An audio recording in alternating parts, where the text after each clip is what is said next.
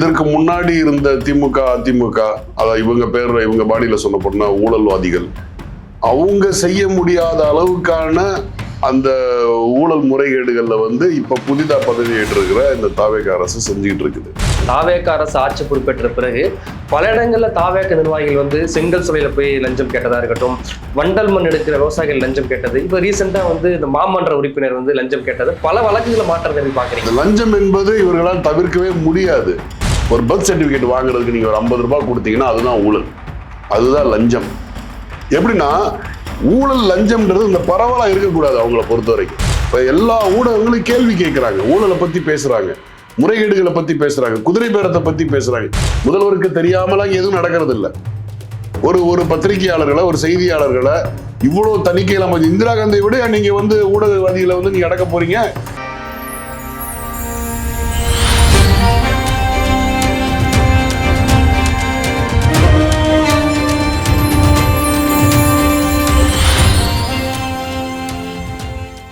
நேயர்களுக்கு வணக்கம். இன்று நம்மோடு அரசியல் பேசுவதற்காக இணைந்திருக்கிறார் அரசியல் விமர்சகர் பாருக் அவர்கள். வணக்கம் சார். வணக்கம்.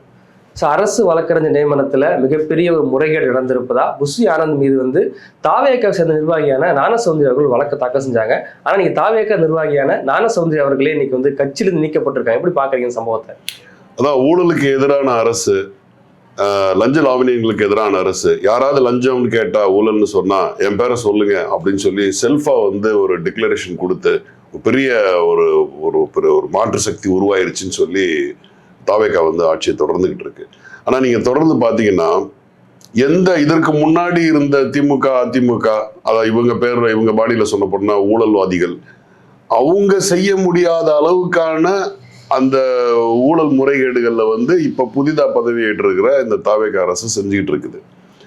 இப்ப நீங்க எப்பப்பெல்லாம் இப்ப நீங்க அவங்க சொந்த கட்சிக்காரர்கள் மேல நடவடிக்கை நீங்க ஒண்ணு இல்ல. ஸ்ரீவைகுண்டம் என்னாச்சு? ஸ்ரீவைகுண்டத்துல தாவேகா பெண் நிர்வாகியை அந்த தாவேகாவை சார்ந்த தாவேகா நிர்வாகிகளா சேர்ந்து கூட்டு பாலியல் வன்கொடுமை செய்யறதுக்கான அந்த இது நடந்ததுன்னு சொல்லி ஒரு புகார் எழுப்பும் போது அந்த எம்எல்ஏவும் சம்பந்தப்பட்டிருக்கிறார் சரவணன். ஆனா என்ன நடவடிக்கை எடுக்கப்பட்டாங்கன்னா அந்த பெண் மேலதான் புகார் சொன்னாங்க. அந்த பெண் மேலதான் இது பண்ணாங்களே தவிர நேரடியா குற்றம் சாட்டப்பட்ட அந்த எம்எல்ஏ மேலேயோ அந்த நிர்வாகிகள் மேலேயோ கடுமையான நடவடிக்கை எதுவுமே எடுக்கல.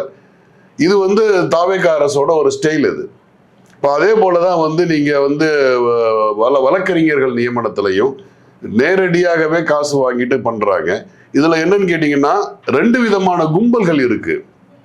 ஒரு கும்பல் பாத்தீங்கன்னா திரு விஜய் அவர்களோட ரசிகர் மன்றத்தின் வழியாக இருக்கக்கூடிய நிர்வாகிகள், அவர்கள் சார்ந்தவங்களுக்கான பணி நியமனம்.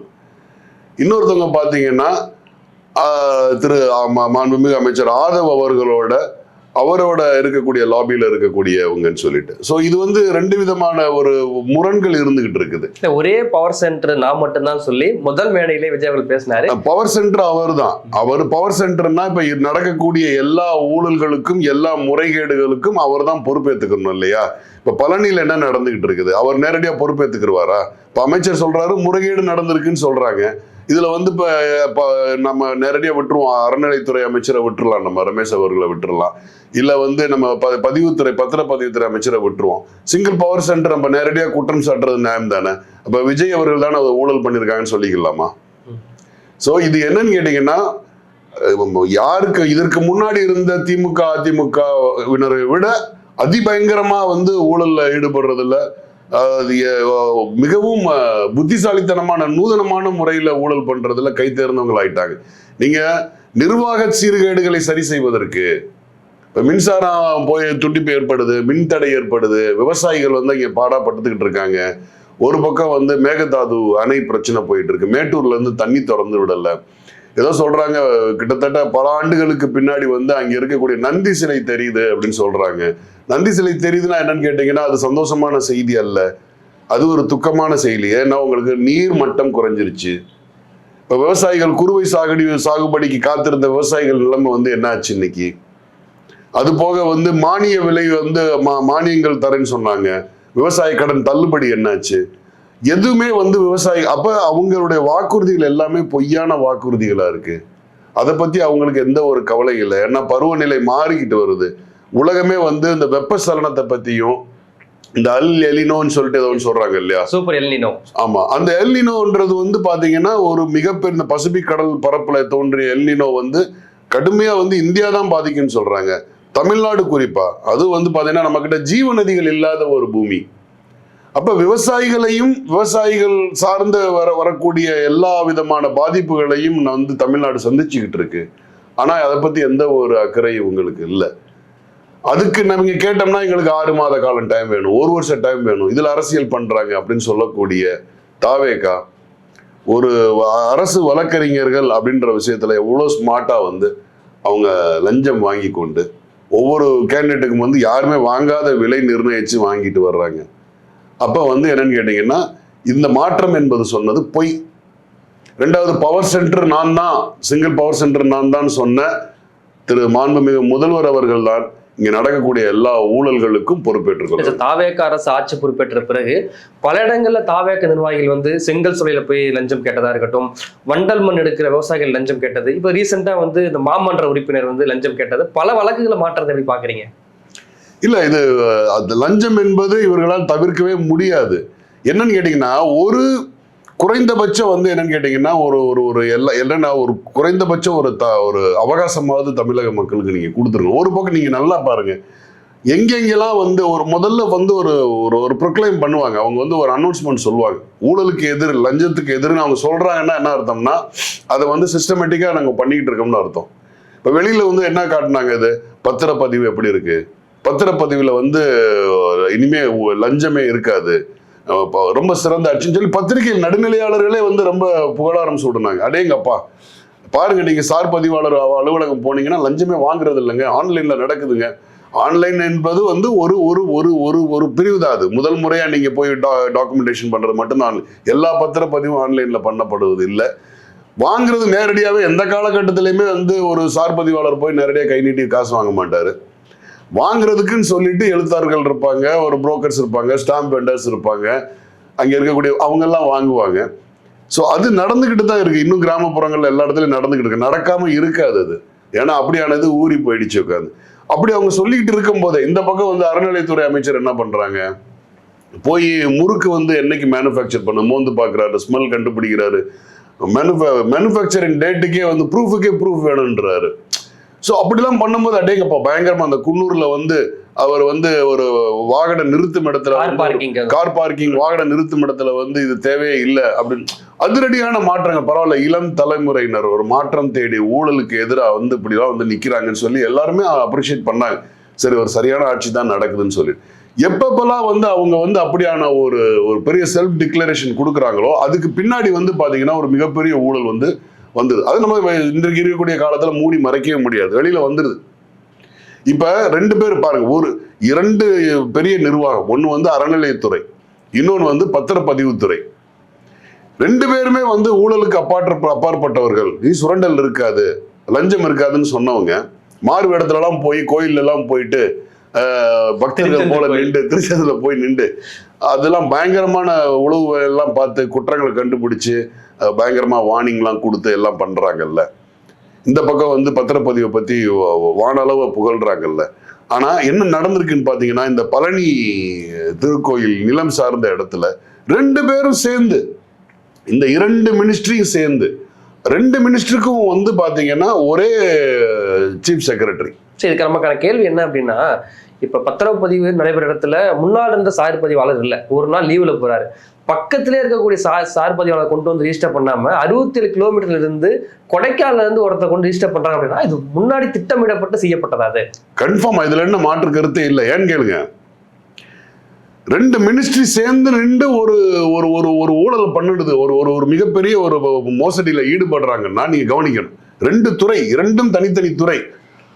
ஒண்ணு அறநிலைத்துறை வந்து இல்லைங்க, ஒண்ணு சரியா இருந்தா கூட என்ன பண்ணிருப்பாங்க, இல்ல பத்திரப்பதிவு முறைகேடுன்னு சொல்லி ஒருத்தவங்க இந்த பக்கம் இருந்து எதிர்ப்பு தெரிவிப்பாங்க, இல்ல அறநிலைத்துறை பக்கம் தவறுன்னு சொல்லி பத்திரப்பதிவு துறையில இருந்து பண்ணிருக்காங்க. ஆனா இந்த ஊழல் என்ன நடந்திருக்கு பாருங்க, 2 பேரும் கைகோர்த்து ரொம்ப ஸ்ட்ராட்டஜிக்கலா நீங்க சொன்னது மாதிரி அந்த பத்திரப்பதிவாளரை ஊருக்கு அனுப்பிட்டு அவருக்கு பதவி உயர்வுன்னு சொல்லி ஒரு பக்கம் அனுப்பிட்டு இங்கிருந்து கொடைக்கானல்ல இருந்து ஒரு பதிவாளர், அவர் கூட வந்து பாத்தீங்கன்னா நிதி நிறுவனங்களுக்கான ஆய்வாளர், அவரு பதிவாளர், அவரை கொண்டு வந்துட்டு அந்த ஒரு நாள்ல வச்சு பண்ணிட்டு பாரு. இத்தனைக்கு எந்த அளவுக்குன்னு கேளுங்க.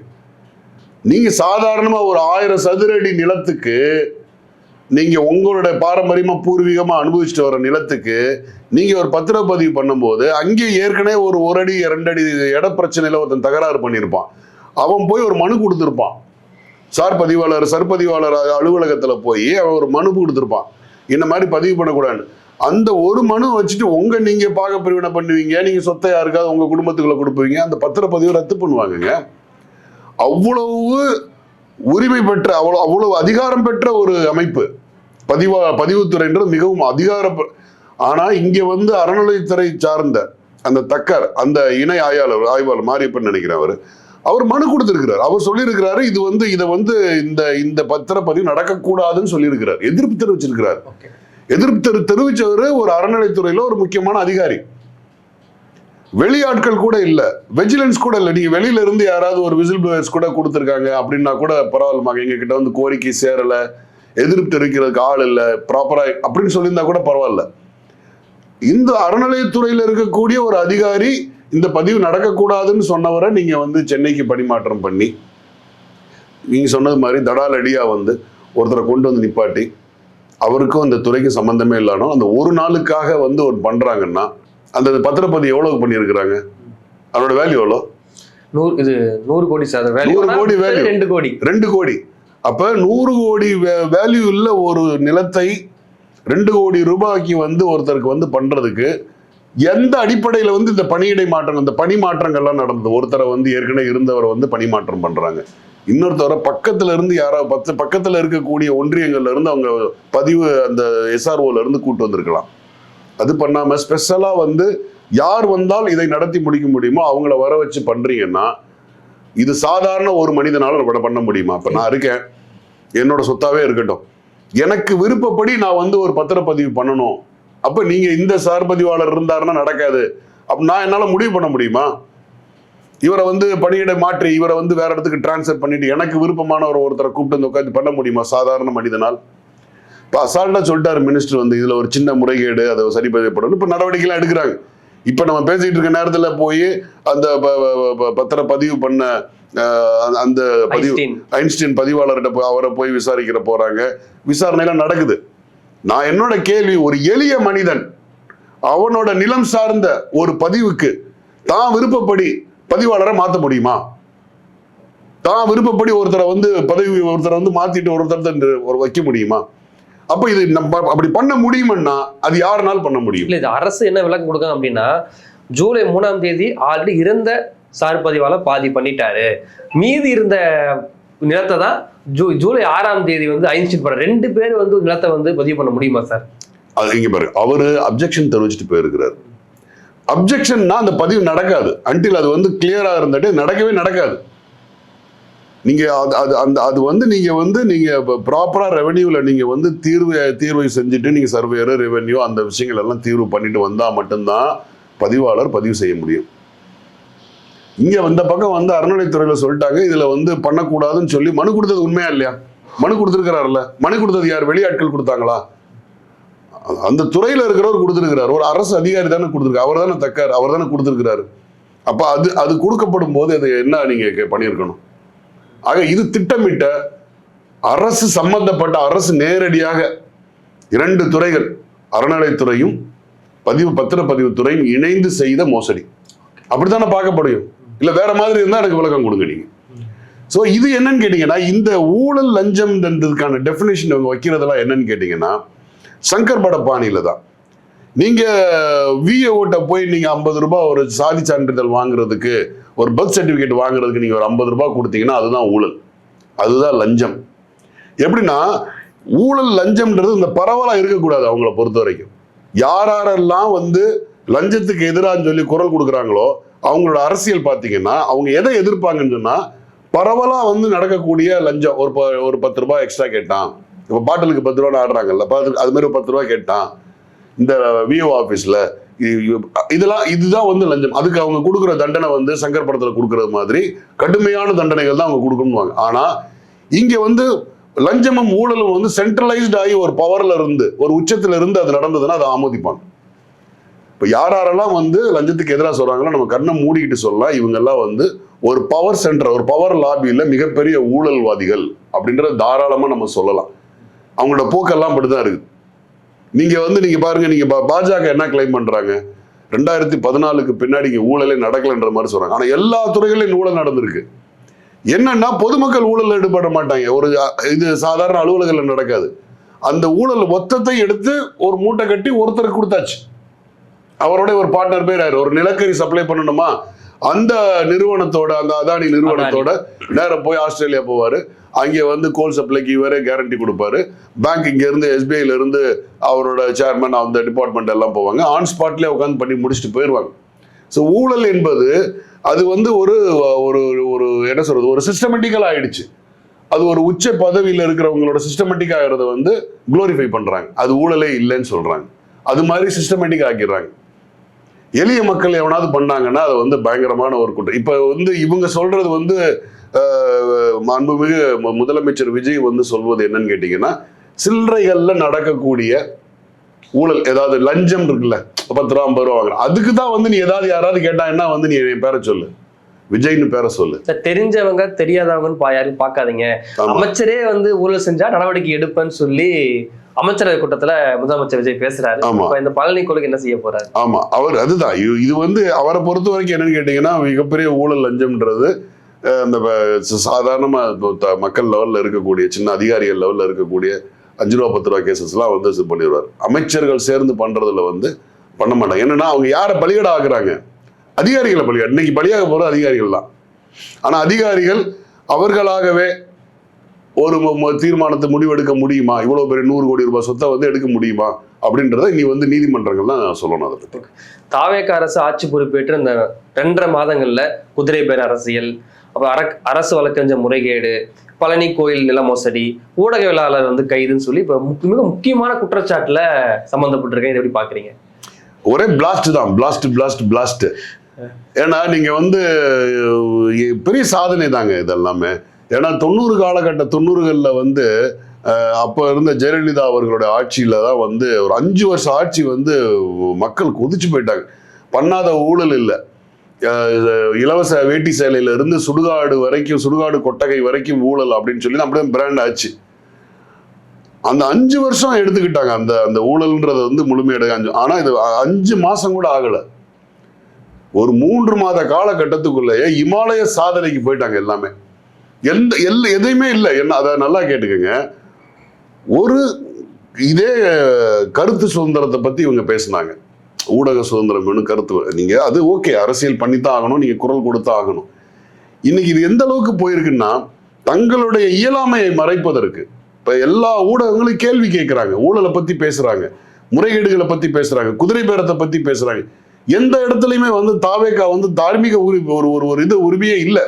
நாங்கள் தூய சக்தின்னு சொல்வதற்கோ சிறந்த ஆட்சிகள் கொடுக்கிறோம்ன்றதுக்கு எந்த இடத்துலயும் ஒரு முகாந்திரமே இல்லை. முகாந்திரம் இல்லாத அளவிற்கு மிகப்பெரிய சர்ச்சைகளை வந்து மாட்டிக்கிட்டாங்க தாவேகா. ஒரு பக்கம் நீங்க பண்ண வேண்டிய நலத்திட்டங்கள் பண்ணல, இந்த பக்கம் சமூக குற்றங்கள், குற்ற பின்னணி, சட்ட ஒழுங்கு பிரச்சனை ரொம்ப மோசமா போய்கிட்டு இருக்குது. இதுக்கு ஊழல் லஞ்சம்ன்றது அதை விட பெருசா வளர்ந்துகிட்டு இருக்கு. அப்ப இதுவரைக்கும் நிர்வாகத்தை வந்து முறைப்படுத்த முடியாத இயலாமையில் உள்ள இந்த அரசு தன் மேல வந்து மக்கள் விமர்சிக்கிற விமர்சனத்தை கட்டுப்படுத்த தெரியாம மிகப்பெரிய அதிர்ச்சியில, பயத்துல இருக்கிறாங்க, அரண்டு போய் நிக்கிறாங்க. அதனோட வெளிப்பாடுதான் வந்து பத்திரிகையாளர், உங்களுக்கு தெரியும், புதிய தலைமுறை பத்திரிகை விஜயன், மிகச்சரியான நடுநிலை. அவருடைய வார்த்தைகளை ஒரு சின்ன அதிர்வு இருக்காது, ஒரு சின்ன வந்து ஒரு கடினமான வார்த்தை இருக்காது. இன்னும் அவர் மோட்டிவேஷனல் ஸ்பீக்கர், நிறைய கல்லூரிகள்ல மாணவர்களுக்கு மத்தியில பேசக்கூடியவர். அவர் ஒரு சின்ன விமர்சனம் இல்லை. அவரை நீங்க ட்ரீட் பண்ண விதம் வந்து பாத்தீங்கன்னா மோசமான ஒரு ட்ரீட்மெண்ட். எது சம்பந்தமா? குதிரை பேரம் சம்பந்தம். ஒரு குதிரை பேரத்துக்கு ஒரு ஊடகவியாளருக்கு என்ன சம்பந்தம்? வாட்ஸ்அப் உரையாடல் இருந்து, அவர் திருநாவுக்கரசு யாரு? அவர் ஊடக விவாதங்கள்ல வர்றவர். நான் வந்து உங்ககிட்ட ஒரு கருத்து சொல்லுவேன், நீங்க காது கொடுத்து கேட்பீங்க, நான் உன்னை சொல்லுவேன் அப்படியான்னு கேட்பீங்க. இன்னும் சொல்ல போனா இந்த உரையாடல்கள், இது மாதிரியான விஷயங்களை வந்து நிர்வாகத்திட்டமே பகிர்ந்திருக்கிறாரு, வந்திருக்கிற கெஸ்டுங்கிட்ட பேசியிருக்கிறாரு. தனிப்பட்ட முறையில கான்ஸ்பிரசி பண்ணல. அவரு எவ்வளவு மோசமான செயல் தெரியுமா இது? அதாவது இது அவங்க ட்ரீட் பண்ணது ஒரு ஒரு ஒரு ஒரு ஒரு ஏதோ ஒரு திருடனத்தை கொலைகாரனை விசாரிக்கிறது மாதிரி, திருடனை விசாரிக்கிறது மாதிரி ரொம்ப கொடூரமா விசாரிச்சிருக்கிறாங்க. விசாரிக்கிறேன்னா மன உளைச்சல் ஏற்படுத்தி இருக்கிறாங்க. உங்களுக்கு ஒத்துழைப்பு கொடுக்குறேன், நான் ஒரு ஊடகவியலாளர், அவர்கிட்ட வந்து இன்னைக்கு இருக்கக்கூடிய காலகட்டத்தில் ஒரு நீங்க எவ்வளவு நேரத்தில் கேள்வி கேட்க முடியும்? சரி, நீங்க என்ன செட் ஆஃப் கேள்விகள் கேட்டீங்க? ஒரே கேள்வி திரும்ப திரும்ப கேட்குறீங்க, கேள்வியே கேட்காம விசாரணையே இல்லாம காக்க போட்டிருக்கிறீங்க மணிக்கணக்கில். இது மன உளைச்சலை ஏற்படுத்துறது. இன்னும் வந்து ஊடகவியலாளர்களுக்கு வந்து ஒரு எச்சரிக்கை கொடுக்கிறது, ரொம்ப கேர்ஃபுல்லா இருந்துக்கங்க அப்படின்னு சொல்லிட்டு. ஏற்கனவே வந்து இப்போ இந்த முக்தார் போன்ற ஊடகவியலாளர்கள் குண்டாஸ் போட்டு உள்ள வச்சிருக்கிறாங்க. தாவேகா அரசுக்கு எதிராக பேசக்கூடிய எல்லாருடைய சோசியல் மீடியா அக்கௌண்ட்டும் முடக்கப்படுது. அவங்க தீவிர கண்காணிப்பு வளையத்துக்குள்ள வந்திருக்கிறாங்க. அப்ப இவங்க அரசியல் நடத்துறது வெறும் சமூக ஊடகங்கள்ல மட்டும்தான் அரசியல் நடத்துறாங்க. இன்ஸ்டா அரசியல்வாதிகள் அவங்களுக்கு வந்து நிஜத்துல என்ன பார்ப்போம், அவங்களுக்கு பழனியில நடக்கிறது ஒரு மேட்டரே இல்லை, ஸ்ரீ வைகுண்டம் இஷ்யூ ஒரு மேட்டர் இல்லை. இன்னைக்கு வந்து ரேரஸ்ட் மினரல் வந்து எவ்வளவு வேண்டாலும் வெட்டி எடுத்துக்கலாம் அப்படின்றதுக்கு அனுமதி கொடுத்ததுல பிரச்சனை இல்லை, மேகதாது பிரச்சனை. அவங்களோட ஒரே கவனம் வந்து இன்ஸ்டால நம்மளோட இமேஜ் எப்படி பாதிக்க போகுது, சோசியல் மீடியாவில் நம்மளோட இமேஜ் எப்படி பாதிக்கும், அதுக்கு எப்படி ஃபயர் ஃபைட்டிங் பண்ணலாம், என்ன மாதிரி பண்ணணும்னு சொன்னோம்னா இந்த இது மாதிரியான எதிர்ப்பு குறைகளை கட்டுப்படுத்தலாம். இவங்க நினைக்கிறாங்க இந்த சோசியல் மீடியாவை கட்டுப்படுத்திட்டோம்னா இது போன்ற அதிரடியான ஊடகவியலாளர்களை மடக்கி இது பண்ணி அரெஸ்ட் பண்ணி இது பண்ணினா பயந்துருவாங்க. பயந்துட்டு என்ன பண்ணுவாங்க, இப்ப வந்து புதிய தலைமுறை அதுக்கு அடுத்தபடி ஒரு நல்ல வேலை இதுவரைக்கும் ஒரு நல்ல நல்வாய்ப்பாக எதுவும் வந்து புதிய தலைமுறை நிர்வாகம் வந்து திரு விஜயன் அவர்களுக்கு சப்போர்ட் பண்ணுது. நாளைக்கு நேரடியா வந்து புதிய தலைமுறைக்கு வந்து மிரட்டல் விடுக்கிறாருன்னு வைங்க, இது ஒரு எச்சரிக்கை அப்படின்றாங்க. இதை பார்த்து மற்ற பத்திரிகையாளர் வந்து விஜய் அவர்களை விமர்சிக்க கூடாது, எச்சரிக்கை தான் இது. அப்ப நிறுவனம் என்ன பண்ணும், பெரிய கார்பரேட் நிறுவனங்கள் தான் சேட்டலைட் தொலைக்காட்சிகள் நடத்துது. ஏற்கனவே இது மாதிரி நடந்திருக்கு கடந்த காலங்கள்ல. இவர் பத்திரிகையாளர் அசீஃபை தூக்கும் போது, இப்ப நிறைய இவர் நம்ம குணசேகரனை தூக்கும் போதெல்லாம் இதுதான் நடந்தது. அப்ப பத்திரிகை நிறுவனங்கள் என்ன பண்ணும்னா எதுக்குடா அரசை நம்ம பகச்சிக்கிறணும் அப்படின்னு சொல்லி என்ன பண்ணுவாங்கன்னா இது போன்ற ஊடகவியலாளர்களை தூக்கிடுவாங்க. ஸோ இது என்ன ஆகும்னா ஒட்டுமொத்த ஊடகவியலாளர்களையும் எழுத்தாளர்களையும் பத்திரிகையாளர்களையும் மௌனம் காக்க வைக்கும்னு இவங்க நம்புறாங்க. அது அவங்களோட மூட நம்பிக்கை. அது எப்படி நீங்க வந்து மௌனம் இருக்கிறத முடியும்? அது எதிர்வினையாகும், பல மடங்காக எதிர்வினையாகும். அது வந்து திரு முதல்வர் வந்து முதல்வருக்கு தெரியாமலாம் எதுவும் நடக்கிறது இல்லை. ஒரு பத்திரிகையாளர்களை ஒரு செய்தியாளர்களை இவ்வளவு தணிக்கையில இந்திரா காந்தியை விட நீங்க வந்து ஊடகவாதிகளை வந்து நீங்க அடக்க போறீங்க எமர்ஜென்சி பீரியட்ல. இந்திரா காந்தியை விட நீங்க ஒரு பெரிய எமர்ஜென்சி கொண்டு வர முடியாது உங்களால. அப்படி நீங்க நினைப்பது உங்களுக்கு யாராவது அப்படியான அறிவுரைகள் வழங்கினால் அதை தயவு செஞ்சு நிராகரிக்கணும். முதல்வர் அவர்கள் நிராகரிக்கணும். ஏன்னா அவர் தான் சொல்றாரு என்னை விமர்சனத்துக்கு ஆளாக்குங்க, நீங்க விமர்சிக்கதான் நாங்க வளருவோம். நல்ல விஷயங்க அது. குறைகளை சுட்டி காட்டுறதுதான் ஊடகத்தோட தர்மீகம். இல்ல குறைகளை சுட்டி காட்டு சொல்றீங்க. இப்ப காவல்துறை நேரடியா வந்து முதலமைச்சர் விஜய் அவர்கள் கண்ட்ரோல்ல தான் இருக்கு. அவருக்கு தெரியாம கைது நடந்திருக்குன்னு நினைக்கிறீங்களா? அவருக்கு தெரியாம விசாரிக்கப்பட்டு நினைக்கிறீங்களா? இல்லைங்க, அன்றாடம் நடக்கக்கூடிய மேஜரான விஷயங்கள் எல்லாமே வந்து முதல்வருக்கு போயிடும். முதல்வர் அப்படின்றது ஒரு சூப்பர் ஹீரோ அப்படிலாம் இல்லை.